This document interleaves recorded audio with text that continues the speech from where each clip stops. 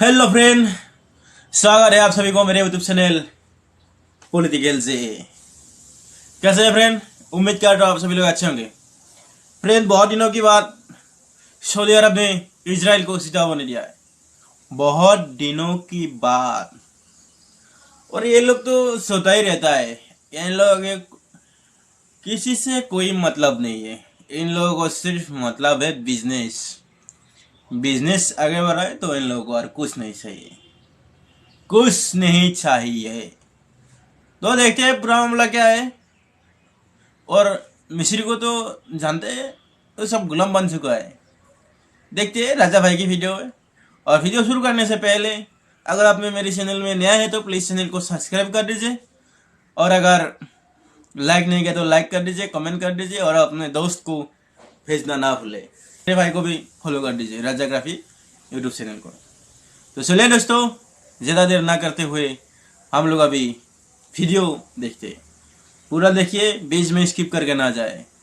देखते हैं क्या हुआ। आज का रिएक्शन जबरदस्त होने वाला है।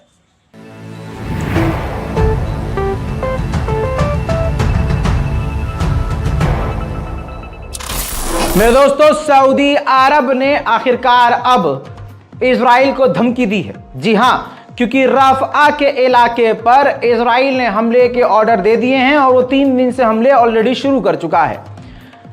सऊदी अरब ने कहा कि जिस तरह से रफ़ा को देखा जा रहा है, रफ़ा इस वक्त सबसे बड़ा रेफ्यूजी एरिया बन चुका है, रेफ्यूजी कैंप बन चुका है। लाखों लोगों ने, गाज़ा के लोगों ने वहां पनाह ली है। ऐसे में वहां हमला करना बहुत ख़तरनाक होगा और इलाके में और भी ज़्यादा कत्लेआम होगा। हम इजराइल को वार्निंग देते हैं कि किसी भी हाल में रफ़ा पर हमले ना करें। हाँ, बस यही बोला है। आपको क्या लग रहा है, कोई और धमकी दी होगी इजराइल को सऊदी अरब ने कि हम बम मार देंगे, मिसाइल? अरे इतनी औकात नहीं है सऊदी की। उसको तो भाई 4 महीने बाद वो चाह रहा है कि रिश्ता ठीक कर लें। मोहम्मद बिन सलमान का मन करे तो वो 4 दिन बाद, 4 महीने बाद, 1 साल के अंदर ही अंदर इजराइल से नॉर्मलाइजेशन कर लें। वो धमकी क्या देगा? खैर, सऊदी अरब से पहले अमेरिका खुद कह चुका है कि रफ़ा पर इजराइल हमला ना करे, उसमें हमारी रजामंदी नहीं है। कई बड़े देश भी कह चुके हैं। सऊदी अरब के कहने के बाद नेतन्याहू का अब स्टेटमेंट आया है कि हम आम लोगों को रफ़ा के इलाके से निकलने के लिए सेफ पैसेज यानी सेफ रास्ता देंगे, यानी लोगों को एक रास्ता बता देंगे कि आप इस रास्ते से निकल जाइए। लेकिन इजराइल इतना कमज़र्फ और बेगैरत है कि उस पर यकीन करना कुत्ते की दुम को सीधा समझ लेना है। क्योंकि इसी तरह से नॉर्थन गाज़ा और वेस्ट गाज़ा में भी जब इजराइल ने हमले किए थे तो इजराइल ने कहा था कि हम लोगों को निकलने का रास्ता दे रहे हैं, सफ़ेद झंडा हाथ में लेकर। वो सड़कों के रास्ते से, एक ये वाला जो रोड है, हाईवे, इससे आप पीछे जा सकते हैं। और जब लोग वहाँ से जाने लगे, सफ़ेद झंडा हाथ में लेकर पलायन करने लगे, तो इजराइल ने चुन चुन कर उन जो सेफ पैसेज बताया था उन्हीं रास्तों पर हमला किया और कई बड़ी तबाहियाँ मचाई। वहीं नेतन्याहू ने कहा कि जो भी देश, जो भी लोग ये कह रहे हैं कि हम राफा में एंटर ना करें, राफा पर हमला ना करें, वो देश ये चाहते हैं कि हम ये जंग हार जाएं। जी हाँ, अब रफ़ा के मामले पर नेतन्याहू सख्त है और वो चाहता है कि बचे कुचे राफा, जो गाज़ा का एक आखिरी इलाका जो रफ़ा बचा हुआ है, उसको भी तबाह कर दिया जाए। लेकिन सबसे बड़ी बात तो अब ये हो गई कि हमास ने कह दिया है कि अगर रफ़ा के ऊपर रेफ्यूजी इलाके पर इजराइल ने हमला किया तो हम जो कैदियों की अदला बदली की बातचीत कर रहे हैं, डील पर बात कर रहे हैं, वो हर तरह से ठंडे बस्ते में चली जाएगी। रफ़ा का जो इलाका है वो इजिप्ट से बिल्कुल मिला हुआ है। इजिप्ट ने फिर से कहा है कि अगर रफ़ा पर इजराइल ने हमला किया तो तनाव हद से ज़्यादा बढ़ जाएगा और हालात और परिणाम बहुत ज़्यादा बुरे होंगे। ऐसा नहीं है कि सिर्फ गाज़ा के लोग मारे जाएंगे, इजराइल को भी बड़ा नुकसान होगा और हमें डर है कि गाज़ा से लोग हमारे इजिप्ट के अंदर घुसने की कोशिश करेंगे, जो हम नहीं चाहते। लेकिन अगली जो बड़ी धमकी दी इजिप्ट ने, वो बहुत बड़ी है। इजिप्ट ने कहा कि अगर हमला किया इजराइल ने बड़ा और तबाही मची, तो हमने जो एग्रीमेंट इजराइल के साथ किया हुआ है, जिसका नाम पीस ट्रीटी है, हम उस ट्रीटी को, उस एग्रीमेंट को, इजराइल के साथ नॉर्मलाइजेशन को तोड़ देंगे। वहीं दूसरी रिपोर्ट में यह भी लिखा हुआ है, सामने आया है कि जो इजिप्ट है वो एक्शन के खिलाफ नहीं है कि आप रफा के इलाके पर हमला ना करो, वो तैयार है, बस शर्त उसकी ये है कि सिविलियंस की मौतें ना हो।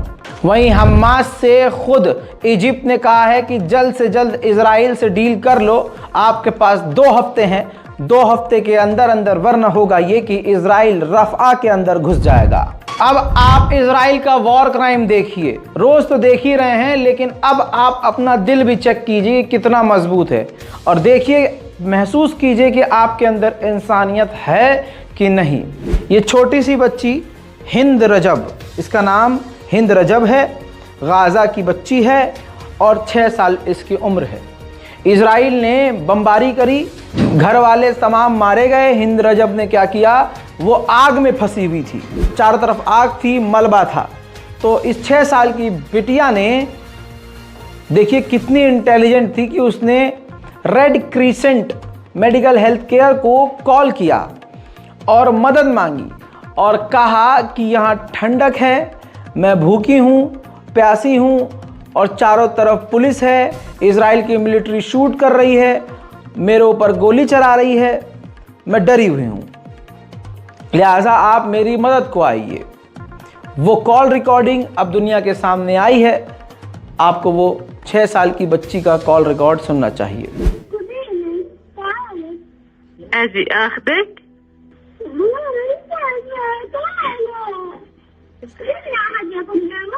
حبيبتي طيب ما انا يا حبيبتي رح اجي اخذك. هلا عمو من الهلال عماله عم بنصك عشان احنا نقدر نيجي ناخذك. حواليكي في ضرب رصاص. خذيني يا حبيبتي والله بدي اخذك بس مش بايدي هلا. मेरे दोस्तों, इस रिकॉर्डिंग के बाद, इस कॉल के बाद रेड क्रिसेंट सोसाइटी एम्बुलेंस लेकर पहुंची और उस लड़की को एम्बुलेंस में डाला, और एम्बुलेंस जैसे ही वहां से आगे बढ़ी, इजराइल ने उस एम्बुलेंस के ऊपर मिसाइल दाग दी। उसमें वो 6 साल की बिटिया और 2 red crescent medical health care के कर्मी मारे गए और अब उनकी लाश के टुकड़े एम्बुलेंस के मलबे में मिक्स हो गए। ये वीडियो है हमले के बाद का, जिसमें आप देख सकते हैं बॉडी मिक्स हो चुकी है, 6 साल की बिटिया भी मारी गई, 2 रेड क्रिसेंट सोसाइटी के मेडिकल कर्मचारी भी मारे गए। अब ये वीडियो और ये तमाम खबर डिटेल्ड में पूरे यूरोप में वायरल है, लेकिन मजाल है कि इजराइल पर कोई पाबंदी लगे। बहरहाल अब उस 6 साल की मां का तड़पता हुआ वीडियो और बयान सामने आया है, जिसमें वो कह रही हैं कि मेरी 6 साल की हिंद जो बिटिया है, वो हिंद रजब, बड़ी होकर डॉक्टर बनना चाह रही थी। رسالتي للعالم حسبنا الله ونعم الوكيل في كل العرب، في كل الأمم المتحدة، في كل المنظمات، في كل حقوق الإنسان اللي هم حقوق إنسان ومش عارفين يجيبوا حقوق هالأطفال، في محكمة العدل الدولية اللي ادعت إنها هي راح تحاسب إسرائيل على الأفعال اللي بتعملها. بدي أشوف إذا بدهم يحاسبوهم فعليا على قضية هند، بدي أشوف إذا بدهم يحطوها في الملف اللي بيستنوه من نتنياهو إنه يبعثهم. لكن أنا بحكي لك يا كل اللي في محكمة العدل الدولية، نتنياهو ما بسمع كلامكم. نتنياهو لو وقتش بدكم تضلكم عن جد متخيلين إنه أنتوا نتنياهو بيضحك عليكم، بيضحك على كل شعبه عشان كرسيه. تركت وجع في قلبي، تركت لي وجع والله، ذكريات ووجع في قلبي. احلى طفله في العالم هند وابسط طفله في العالم। मेरे दोस्तों, 45 मिनट तक नेतन्याहू से बाइडेन ने फोन पर बात करी। 45 मिनट कोई राष्ट्रपति अगर किसी से बात कर रहा है तो कितनी बड़ी बात होगी। बता दूं कि इन तमाम बातों का कोई फायदा नहीं हुआ।